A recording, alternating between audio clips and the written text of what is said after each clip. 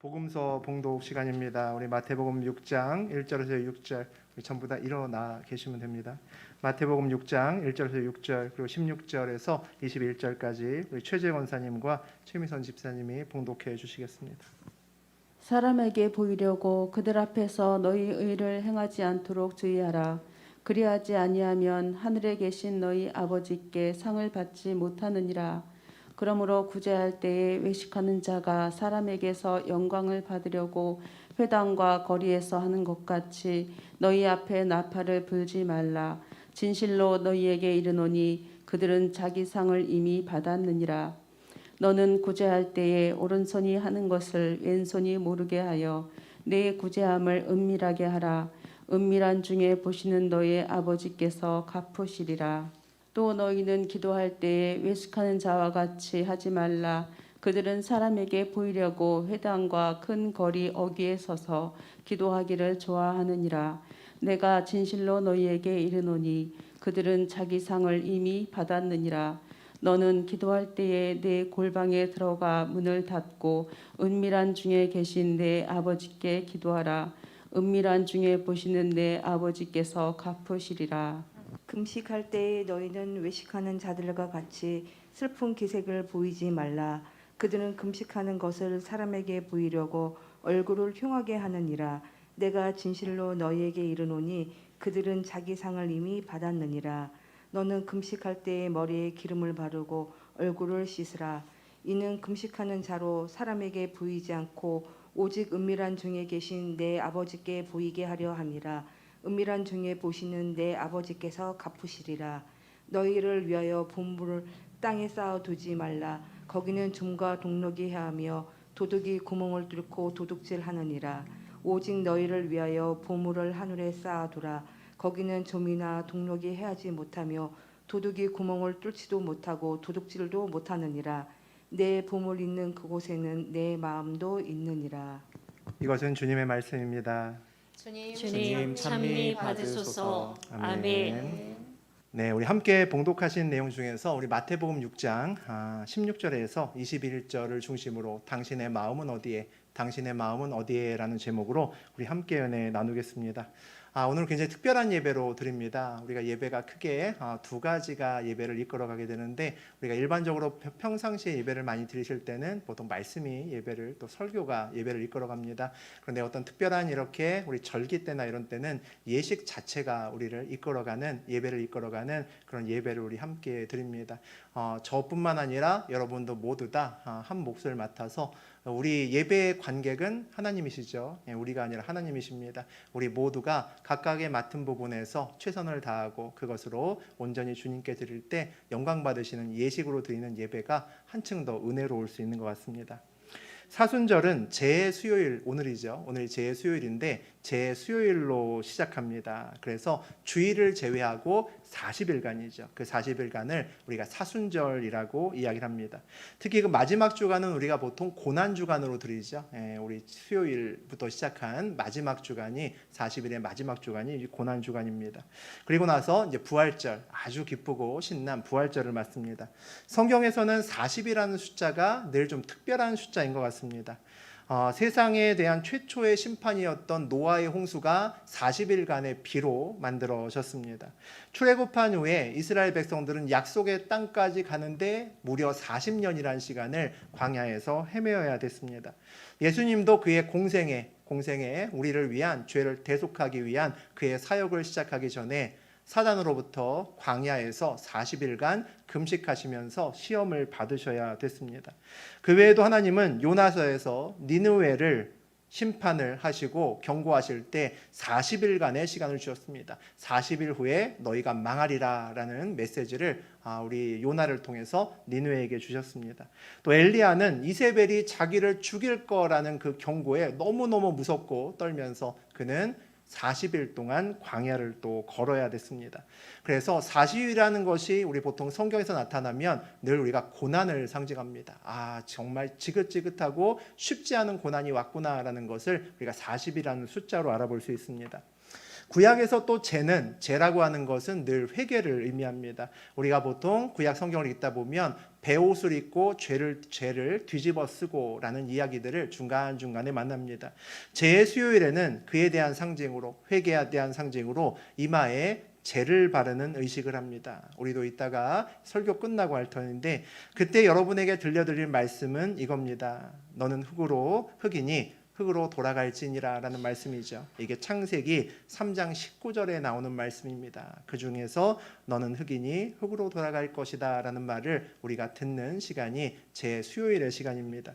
이 말씀은 언제 하나님께서 들려주셨냐면 금지한 선악과 절대 먹지 말라고 하나님 말씀하셨잖아요. 근데 그 약속을 깨고 아담과 하와가 그만 선악과를 먹어버렸습니다. 그 죄를 지은 아담과 하와에게 말씀하신 말이 이 창세기 3장 19절입니다.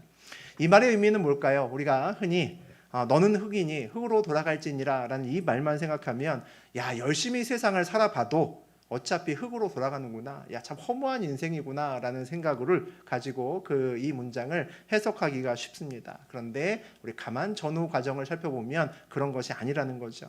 아담과 하와가 왜 선악과를 따먹었습니까? 창세기를 보면 하나님과 같이 되고 싶어서, 하나님처럼 되고 싶어서 그들이 뱀의 꼬임에 속아서 선악과를 먹었습니다. 그런 아담과 하와에게 하나님께서 주시는 말씀입니다. 너는 흙이니 흙으로 돌아갈지어다. 무슨 얘기입니까? 나는 창조주고 너는 피조물이다. 너는 피조물의 한계를 분명히 알아야 된다라는 말씀이 오늘 말씀입니다. 다시 말하면 너는 절대로 하나님과 같이 될 수 없다라는 이야기죠. 그러니까 인간은 하나님과 같이 될 수 없기 때문에 스스로 구원할 수 없고 사망의 문제나 그리고 죽음의 문제도 죽었다가 깨나도 역시 풀 수 없는 문제입니다. 사실 우스갯소리지만 사망의 문제는 죽었다가 깨나면 풀 수 있는 거죠. 죽었다고 깨나는 것 자체가 문제를 풀었다는 겁니다.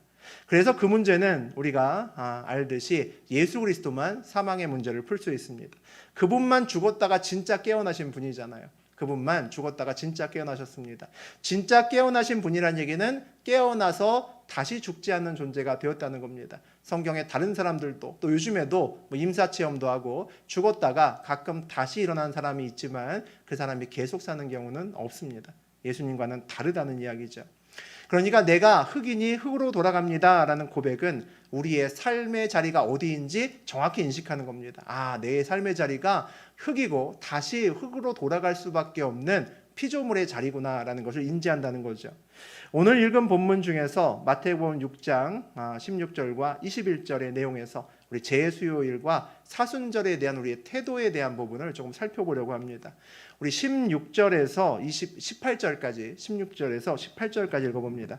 금식할 때에 너희는 외식하는 자들과 같이 슬픈 기색을 보이지 말라.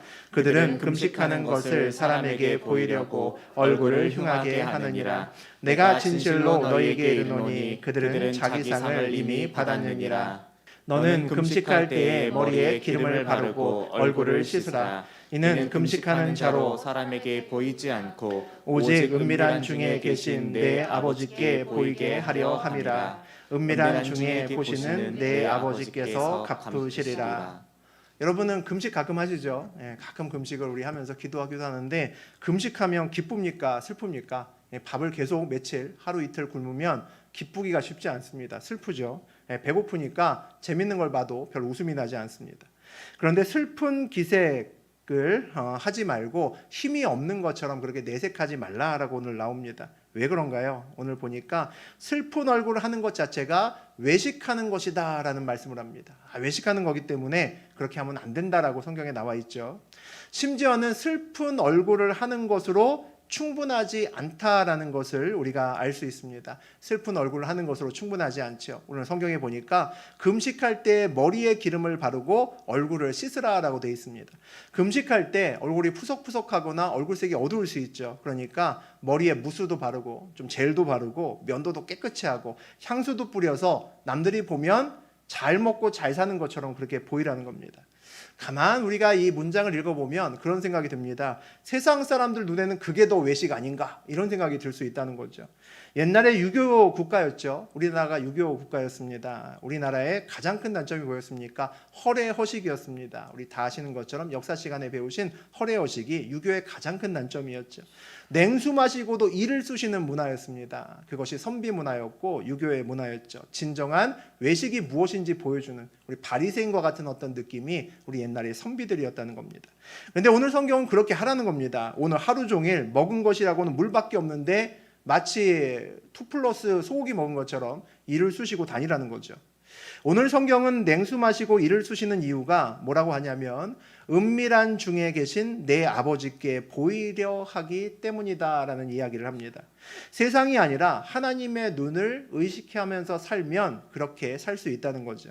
다시 말하면 오늘 사순절을 보내면서 죄를 뒤집어쓰고 죄를 뒤집어쓰고 금식을 하면서도 나는 흙이며 흙으로 돌아갑니다 라는 이런 허무한 고백을 하면서도 머리에 기름 바르고 이를 쑤실 수 있는 것은 내 시선이 땅에 있지 않음을 내가 마음으로 또 삶으로 고백하는 거라는 겁니다. 내 시선이 온전히 하늘을 바라볼 때만 가능한 이야기죠. 내 고난이 있지만 고난의 끝에 부활하신 예수님이 있는 것을 아는 사람만 그런 고백을 할 수 있고 그런 삶을 살 수 있을 겁니다. 그런 사람만 금식 중에도 웃을 수 있고 기뻐할 수 있다는 거죠. 오늘 또 뭐라고 나오냐면 은밀한 중에 계신 내 아버지께 보이게 하려 함이라. 은밀한 중에 보시는 내 아버지께서 갚으시리라 라는 말씀이 나옵니다. 정말 금식하면서도 기름 바르고 이를 쑤시는 사람은 마음이 기쁜 사람입니다. 마음이 기쁘다는 얘기는 나의 마음을 세상이 아니라 하나님께 두고 산다는 거죠. 그렇게 은밀하게 세상 사람들이 이해하지 못하는 그 마음을 하나님께 드리는 사람은 그 마음을 갚으시는 하나님을 인생길에서 만난다는 겁니다. 그 마음을 갚으시는 하나님을 만난다는 거죠. 옛날에 제가 하나님 만나기 전에는 방언이 굉장히 무서웠습니다. 이상한 말들을 옆에서 하면서 기도를 하더라고요. 그러다가 하나님을 만나고 나니까 방언을 하고 싶다라는 생각이 드는 겁니다. 야, 방언을 하면 내 믿음도 더 커지고 저 이상한 말을 하면 내가 훨씬 더 하나님과 가까워지고 싶은 그 마음의 표현이고 또 그것을 함으로써 내가 더 가까워지는 마음을 가질 것 같은 거죠. 그래서 예배 드릴 때마다 방언을 받았으면 하는 그런 마음으로 기도를 굉장히 오랫동안 했습니다. 그런데 방언이 전혀 터지지 않더라고요. 교회에서 가끔 금요일 날에 영성 집회를 통해서 늦게까지 집회하고 기도하는 그런 순서들이 있었습니다. 그때마다 나가서 열심히 기도하고 누군가 가르쳐준 비법이 있었습니다. 할렐루야 코카콜라를 계속 반복하면 또 방언을 할 수 있다라는 아주 주옥 같은 말을 저에게 해주셔서 또 그렇게 열심히 소리쳐봐도 안 되는 겁니다. 그러던 어느 날은 나는 방언 못 받나 보다 이런 생각이 들더라고요. 나는 뭐 다 주시는 건 아니니까 난 다른 거 주셨겠지 이러고 집에 오는데 서운한 마음이 드는 겁니다. 그래서 잠자리에 들면서 갑자기 그런 생각이 들었습니다. 꿈에서 하나님을 종종 배웠거든요. 근데 요즘에 방언 때문에 계속 투정하면서 기도하는 동안에 하나님을 그렇게 꿈에서 뵈거나 또 만난 적이 별로 없다라는 생각이 들었습니다. 그래서 잠자리에 들기 전에 그냥 누워서 그냥 중얼거렸습니다. 하나님, 이전에는 꿈에서 하나님을 종종 만났는데 요즘은 왜 안 오시나요? 이렇게 물어봤습니다. 그리고 나서 방언보다 오늘 밤에는 하나님 얼굴 봤으면 좋겠습니다. 그런 고백을 잠깐 했었습니다. 그렇게 고백하면서 그냥 스르르 잠이 들었는데 그날 밤에 꿈에서, 실제는 아니었지만 꿈에서 방언을 받았고 머지않아 꿈이 실제가 되었습니다. 그날 저는 마음을 갚으시는 하나님을 만났다라는 생각이 듭니다. 그 마음을 갚으시는 하나님이 놀랄 만큼 따뜻하고 우리의 인생길을 바꾸시는 그 하나님입니다. 우리 19절에서 21절까지 우리 읽어보겠습니다. 너희를 위하여 보물을 땅에 쌓아두지 말라. 거기는 좀과 동록이 해하며 도둑이 구멍을 뚫고 도둑질하느니라. 오직 너희를 위하여 보물을 하늘에 쌓아두라. 거기는 좀이나 동록이 해하지 못하며 도둑이 구멍을 뚫지도 못하고 도둑질도 못하느니라.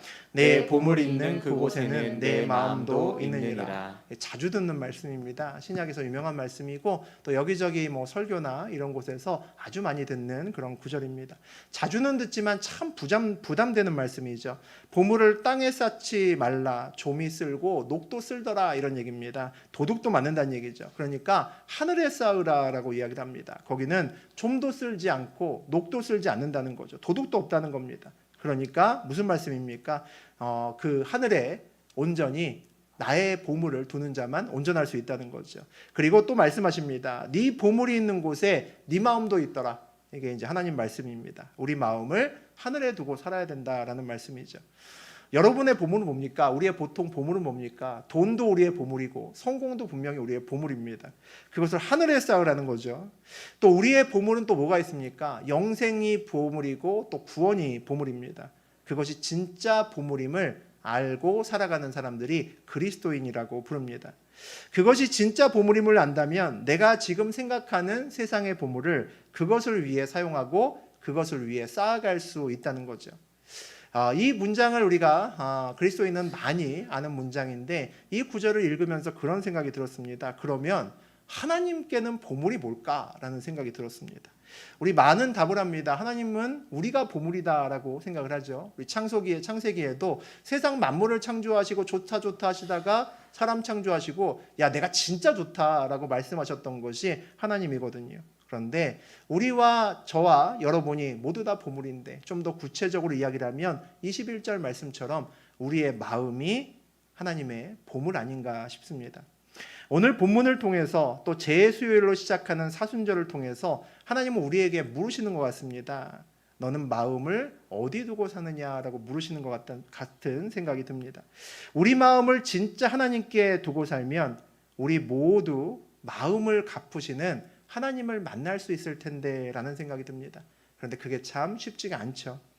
40이라는 숫자가 고난을 의미를 합니다. 그런데 그것은 또 새로운 시작을 의미하기도 합니다. 40일간의 노아의 홍수는 그 이후에 새로운 세상을 만들었습니다. 광야에서의 40년은 이스라엘 백성들에게 지긋지긋했지만 그 40년의 광야의 세월이 지난 다음에 그들은 약속의 땅으로 들어갈 수 있었습니다. 예수님의 광야의 그 시간은 쉽지 않았지만 그 이후에 십자가와 부활의 사역을 온전히 지셨습니다. 그리고 니느웨는 40일 후에 망할 거라고 했는데 니느웨는 40일 후에 새로운 구원을 얻었습니다. 엘리야는 40일 동안 이세벨에 쫓겨서 죽는다는 마음으로 야 이제 내가 죽었구나라는 마음으로 광야를 40일 동안 걸었는데 그가 도착한 곳은 호렙산 여호와의 산이었습니다. 생명의 산에 갔다는 거죠. 모두 다 고난은 그 끝이 고난으로 끝나는 것이 아니라 40이라는 숫자는 새로운 시작을 의미했습니다. 재수요일은 또 이어지는 사순절은 그래서 새로운 시작을 준비합니다. 부활을 준비하죠. 부활이 엄청난 복음입니다. 그런데 많은 사람에게는 생각보다 부활절이 그렇게 기쁘지 않은 것 같다라는 생각이 듭니다. 그것은 아마도 나에게 온전한 사순절의 시간을 내가 지내지 않았기 때문일 겁니다. 나의 사순절을 나의 죄로 인해서 죄를 뒤집어 쓰는 죄의 수요일로 시작하지 않았기 때문에 우리가 부활절에 온전한 기쁨이 없을지도 모르겠습니다. 세상이 아니라 교회에서도 아직 먼 일이라 아직 준비할 필요가 없어 라고 생각하는 사람들이 꽤 있습니다. 어차피 인생 마지막에 풀 수 없는 문제니까 아예 회피하고 이 땅에서 영영 살 것처럼 외면하고 그냥 살아가는 사람들도 우리가 많이 봅니다.